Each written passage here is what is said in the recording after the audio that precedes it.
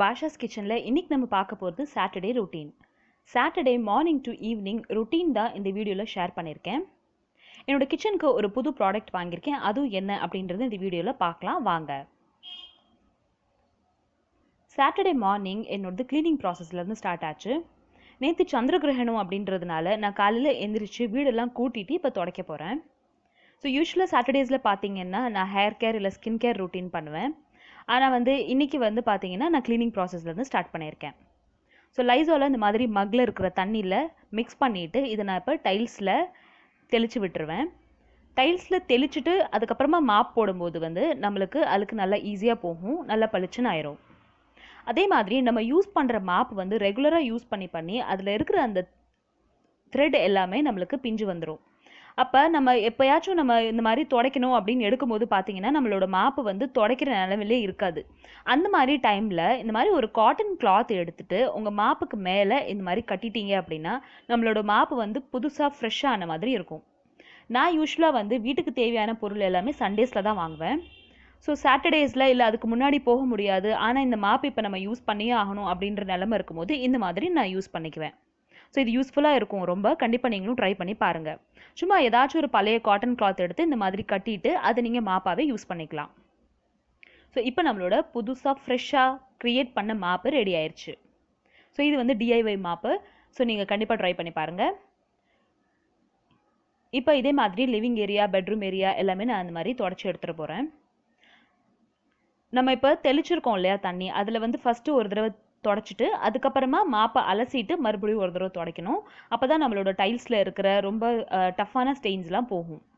யூஸ்வலாக லைஸால் ஒரு ஃபுல் பக்கெட்டில் நீங்கள் ஊற்றிட்டு அதுக்கப்புறமா துடைக்கிறதோட இந்த மாதிரி தனியாக தண்ணி தெளிச்சுட்டு துடைக்கிறது இன்னும் நல்ல ஈஸியாகவும் இருக்கும்.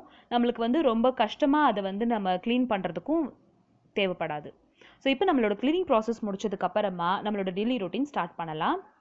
ஸோ மார்னிங் க்ளீனிங் முடிச்சதுக்கப்புறமா ஃப்ரெஷ் ஆகிட்டு இப்போ என்னோட ஸ்கின் கேர் நான் பண்ண போகிறேன். ஸோ ஓலே மாய்ஸ்சரைசர் என்னோட ஃபேஸ்க்கு நான் யூஸ் பண்ணுறது. இது நான் டெய்லி யூஸ் பண்ணுறது. இது aroma magic almond body lotion. இது நான் நாய்க்கால வாங்கினேன். இது ரொம்ப ரொம்ப நல்லா இருக்குது. இது கை கால் அப்புறம் நம்மளோட ஸ்கின் ரொம்ப ட்ரை ஆகாமல் ரொம்ப நல்லா பார்த்துக்குது. இதோட ஸ்மெல்லும் ரொம்ப நல்லா இருக்குது. ஸோ என்னோட ஸ்கின் கேர் முடிச்சதுக்கப்புறமா நம்மளோட டெய்லி ரொட்டீன் நம்ம ஸ்டார்ட் பண்ண போகிறோம். இப்போ பார்த்தீங்கன்னா நான் இன்றைக்கி சுக்கு ஏலக்காய் போட்டு டீ போட்டிருக்கேன். நாட்டு சர்க்கரையை இந்த மாதிரி கொதிக்கிற டீயில் சேர்க்கக்கூடாது. நாட்டு சர்க்கரையை தனியாக ஒரு கிளாஸில் போட்டுட்டு அதுக்கப்புறமா தான் டீயை மிக்ஸ் பண்ணணும். நீங்கள் டீ நாட்டு சர்க்கரையில் கலக்கிற மாதிரியே பாலும் கலந்துக்கலாம். இப்போ டீ குடிச்சிட்டு ஒரு 1 hour ரெஸ்ட் பண்ணிவிட்டு அதுக்கப்புறமா நம்ம நம்மளோட பிரேக்ஃபாஸ்ட் ரொட்டீனை ஸ்டார்ட் பண்ணலாம். ஸோ இன்றைக்கி பிரேக்ஃபாஸ்ட்டில் பார்த்தீங்கன்னா நான் பிரெட் டோஸ்ட் பண்ணிவிட்டு ஒரு முட்டை இந்த மாதிரி கிரண்டிக்க போகிறேன். ஸோ யூஸ்வலாக சாட்டர்டேஸில் பார்த்தீங்கன்னா ரொம்ப சிம்பிளான லஞ்ச் அப்புறம் சிம்பிளான பிரேக்ஃபாஸ்ட் தான் பண்ணுவேன். சாட்டர்டேஸில் என்னோடய ஹஸ்பண்ட் சீக்கிரமாக ஆஃபீஸ் போயிடுவாங்க. அதனால ஹோம் அலோன் தான் நான். அதனால பார்த்தீங்கன்னா ஹோம் அலோனில் நம்ம வீட்டில் தனியாக இருக்கும்போது என்ன சமைக்கிறது அப்படின்றது நம்ம யோசனையாகவே இருக்கும். அப்போ இந்த மாதிரி கொஞ்சம் டிஃப்ரெண்ட்டாக ஏதாச்சும் சிம்பிளாகவும் இருக்கணும், அட் த சேம் டைம் கொஞ்சம் நல்லா கொஞ்சம் சாப்பிட்ற மாதிரியும் இருக்கணும் அப்படின்ற மாதிரி தான் நான் ரெசிபி அன்றைக்கி செய்வேன். ஸோ ரொம்ப அன்றைக்கி ஸ்டெயின் பண்ணிக்க மாட்டேன். ஸோ எது இருக்கோ அதை வச்சே லஞ்ச் அண்ட் பிரேக்ஃபாஸ்ட் ரெடி பண்ணிக்குவேன். ஸோ இப்போ நம்மளோட ஹோம் அலோன் பிரேக்ஃபாஸ்ட் ரெடி ஆயிடுச்சு. இதுக்கு நான் ஒரு குக்கும்பர் இந்த மாதிரி ஸ்லைஸ் பண்ணிக்கிறேன். ஸோ குக்கும்பர் நல்ல ஃபில்லிங்காக இருக்கும், ஆனால் சீக்கிரமாக நம்மளுக்கு பசிச்சிரும். இதில் நிறைய ஃபைபர் இருக்குது அப்படின்றதுனால.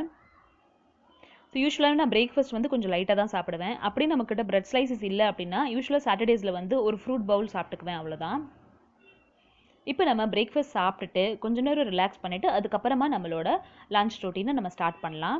யூஸ்வலாக என்னோட சாட்டர்டேஸில் பார்த்தீங்கன்னா நான் இந்த வீடியோ போஸ்ட் பண்ணுறது, சேனலுக்காக ஷூட் பண்ணுறது அது எதுவுமே பண்ண மாட்டேன்.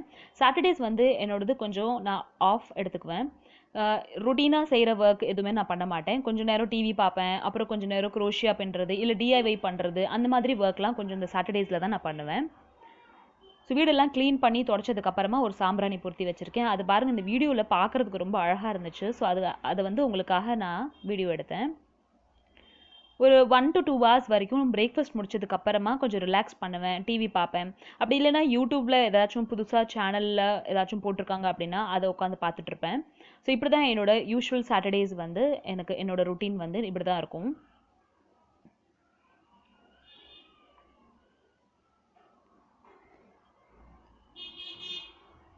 கொஞ்ச நேரம் ரிலாக்ஸ் பண்ணதுக்கு அப்புறமா இப்போ மணி பார்த்தீங்கன்னா 12 ஆயிடுச்சு. இப்போ நம்மளோட லஞ்ச் ரொட்டீன் நம்ம ஸ்டார்ட் பண்ணலாம். இப்போ லஞ்ச் ப்ரிப்பேர் பண்ணக்கூடிய டைம் வந்துருச்சு. ஸோ காலையில் கொஞ்சம் நம்ம லைட்டாக சாப்பிட்றதுனால நம்மளுக்கு சீக்கிரமாகவே பசிச்சிரும். பசிச்சதுக்கு அப்புறம் தான் என்னோட லஞ்சே நான் வந்து இப்போ ப்ரிப்பேர் பண்ண ஸ்டார்ட் பண்ண போகிறேன். இன்றைக்கி லஞ்சுக்கு பார்த்தீங்கன்னா நான் சப்பாத்தி பண்ணிவிட்டு கேபேஜ் பொரியல் செய்ய போகிறேன். நேற்று நைட்டு வந்து பிசைஞ்ச மாவில் கொஞ்சம் மிச்சம் இருக்குது. ஸோ அதில் நான் 2 சப்பாத்தி போட்டுட்டு கேபேஜை வந்து பொரியல் செய்ய போகிறேன். கேபேஜ் பொரியல் வந்து எனக்கு கடலைப்பருப்பு போட்டு செஞ்சால் ரொம்ப பிடிக்கும். அதனால கடலைப்பருப்பு ஊற வச்சுருக்கேன். ரொம்ப கொஞ்சமாக இருக்குது கடலைப்பருப்பு, ஏன்னா ஒரு ஆளுக்கு தான் செய்ய போகிறோம் அப்படின்றதுனால. அதுக்கு தேவையான கேபேஜ், அப்புறம் வெங்காயம், அப்புறம் வந்து காஞ்ச வத்தல், கருவேப்பிலை எல்லாமே நான் இங்கே எடுத்து வச்சுருக்கேன். இப்போ இந்த கொஞ்சமாக இருக்கிற இந்த கடலைப்பருப்பை எப்படி வேக வைக்கிறது அப்படின்னு பார்க்கலாம். இதுக்கு வந்து நான் என்னோடய கிச்சனில் ஒரு புது ப்ராடக்ட் ஒன்று நான் வாங்கியிருக்கேன். அது என்ன அப்படின்னு பார்த்தீங்கன்னா என்னோட கன்வெக்ஷன் அவன். இந்த கன்வெக்ஷன் அவனில் நிறைய ஈஸியான ரெசிபீஸ் நம்ம பண்ணலாம். உருளைக்கிழங்கு வேக வைக்கிறது, கடலைப்பருப்பு வேக வைக்கிறது, அப்புறம் கத்திரிக்காய் வேக வைக்கிறது. நீங்கள் ஏதாச்சும் கொச்சு செய்கிறீங்க அப்படின்னா அதுக்கு தேவையான கத்திரிக்காய் எல்லாமே இதில் வேக வச்சுக்கலாம். ஸோ ரொம்ப ஈஸியாக வந்து என்னோட ரொட்டீனில் நான் இதில் பண்ண ஆரம்பிச்சிட்டேன். கூடிய சீக்கிரத்தில் இந்த அவன் வச்சு தந்தூரி, அப்புறம் வந்து உங்களுக்கு இந்த அவன் வச்சு கேக், பிஸா எல்லாமே உங்களுக்கு சீக்கிரமாக நான் போஸ்ட் பண்ணுறேன். நான் ஆன்லைன் வந்து வந்திருந்தேன் ஜூனில். அப்போ வந்து நான் உங்ககிட்ட சொல்லியிருந்தேன் நான் பேக்கிங் கிளாஸ் போயிட்டுருக்கேன் அப்படின்னு சொல்லிட்டு. ஸோ அந்த பேக்கிங் கிளாஸ் போகிறதுனால எனக்கு இப்போ அவனும் வாங்கிக்கிட்டதுனால ரொம்ப ஈஸியாக இருக்குது எனக்கு இந்த அவன் வந்து என்னோட டெய்லி ரொட்டீனில் நான் யூஸ் பண்ணுறதுக்கு. இந்த கேபேஜ் பொரியல் ரொம்ப ரொம்ப சிம்பிளாக பண்ணிடலாம். வெங்காயம் கடுகு போட்டு தாளிச்சிட்டு காஞ்ச வத்தல் அப்புறம் கருவேப்பிலை சேர்த்துக்கணும். அப்புறம் இந்த கேபேஜை சேர்த்துட்டு ஒரு 5 நிமிஷம் ஜஸ்ட் வதக்கிட்டா போதும். இது 5 நிமிஷம் வதங்கிட்டு இருக்க டைமில் தான் என்னோட கடலைப்பருப்பு வெந்துட்டுருக்கு. கடலைப்பருப்பு பார்த்தீங்கன்னா யூஸ்வலாகவே கொஞ்சம் நார்மலாக நம்மளுக்கு வேகிறதோட கொஞ்சம் டைம் எடுத்துக்கும். ஸோ அவன்லேயே நான் வந்து இதை 10லேருந்து 12 நிமிஷம் வரைக்கும் வேக வச்சுருக்கேன். இப்போ இந்த கேபேஜ் நல்லா வதங்கினதுக்கு அப்புறமா இந்த கடலைப்பருப்பையும் மசாலாவையும் சேர்த்து நம்ம வதக்கிட்டோம் அப்படின்னா நம்மளோட கேபேஜ் பொரியல் ரெடி ஆயிடுச்சு. மசாலாவில் நீங்கள் வந்து இதில் மிளகா பொடி, உப்பு, அப்புறம் வந்து மஞ்சத்தூள் சேர்த்துக்கிட்டிங்கன்னா போதும். ரொம்ப சிம்பிளாக ரொம்ப ஈஸியாக முடிஞ்சிடும் இந்த கேபேஜ் பொரியல். எனக்கு வந்து சப்பாத்திக்கு கொஞ்சம் ட்ரையான இந்த மாதிரி பொரியல் இருந்தால் ரொம்ப பிடிக்கும். சில பேருக்கு கூட்டு இருந்தால் பிடிக்கும். நான் வந்து சப்பாத்திக்கு கேபேஜ் பொரியல், அப்புறம் வந்து பன்னீர் பொடி மாஸ், இல்லாட்டினா வந்து பீட்ரூட் பொரியல் அந்த மாதிரியும் செஞ்சுக்குவேன். ரொம்ப நல்லாயிருக்கும். இந்த மாதிரி எக்ஸ்பெரிமெண்ட்ஸ்லாம் நான் யூஸ்வலாகவே சாட்டர்டேஸில் தான் பண்ணுவேன். ஏன்னா சாட்டர்டேஸில் வந்து நம்மளோட ரொட்டீன் சேஞ்ச் ஆகுது அப்படின்றதுனால. ஸோ இப்போ என்னோட லஞ்ச் ரெடி ஆயிடுச்சு. லஞ்ச் சாப்பிட்டு முடிச்சதுக்கப்புறமா ஒரு அனௌன்ஸ்மெண்ட் உங்களுக்கு நான் பண்ண போகிறேன். என்னோட டைட்டிலில் நீங்கள் பார்த்துருப்பீங்க. அது என்ன அனௌன்ஸ்மெண்ட் அப்படின்றது சொல்கிறேன். இவங்க வந்து என்னோட சிஸ்டர். இவங்க பேர் பிரீத்தி. இவங்க மதுரையில் இருக்காங்க. இவங்க ஒரு fashion jewellery online YouTube channel ஒன்று ஸ்டார்ட் பண்ணியிருக்காங்க. இந்த சேனலோட பேர் வெல்வெட் பாக்ஸ் கேலரி. இந்த வெல்வெட் பாக்ஸ் கேலரியில் இவங்க என்ன பண்ண போகிறாங்க அப்படின்னு பார்த்தீங்கன்னா அவங்க வந்து கொல்கட்டா அண்ட் சூரத்தில் இருந்து ஹோல்சேலில் வாங்குகிற ஃபேஷன் ஜுவல்லரிஸ் எல்லாமே இதில் வந்து சேல் பண்ண போகிறாங்க.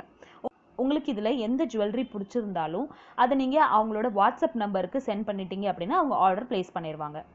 இதில் வந்து உங்களுக்கு மேட் ஃபினிஷ் பேங்கிள்ஸ், அப்புறம் அமெரிக்கன் டைமண்ட் நெக்லஸ் செட்ஸு, அப்புறம் வந்து உங்களுக்கு அமெரிக்கன் டைமண்ட் பேங்கிள்ஸ், அப்புறம் இந்த மாதிரி பிரைடல் செட்ஸ் எல்லா செட்ஸுமே அவங்க வச்சுருக்காங்க.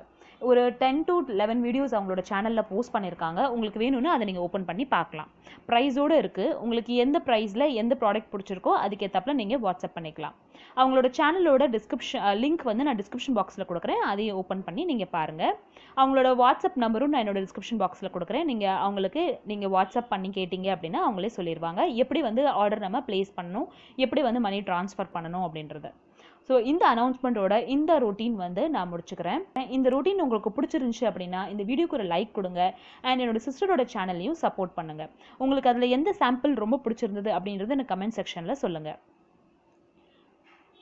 என்னோட சேனலை ஃபர்ஸ்ட் டைம் பார்க்குறீங்கன்னா கண்டிப்பாக சப்ஸ்கிரைப் பண்ணுங்கள். அண்ட் என்னோட புது சப்ஸ்கிரைபர்ஸ்க்கு எல்லாருக்குமே வந்து என்னோட சிஸ்டரை இன்ட்ரடியூஸ் பண்ணி வச்சதில் எனக்கு ரொம்ப ரொம்ப சந்தோஷம். என்னோட சிஸ்டர் அண்ட் நான் 2 பேரும் சேர்ந்தே வந்து ஷாப்பிங் பிளாக்ஸ் நிறைய வந்து போஸ்ட் பண்ணியிருக்கேன் என்னோட சேனலில். புதுசாக இருக்கிற என்னோட சப்ஸ்கிரைபர்ஸ்க்காக நான் அதை டிஸ்கிரிப்ஷன் பாக்ஸில் கொடுக்குறேன். அதையும் ஓப்பன் பண்ணி பாருங்கள். தேங்க்யூ ஸோ மச் ஃபார் வாட்சிங். பாய்.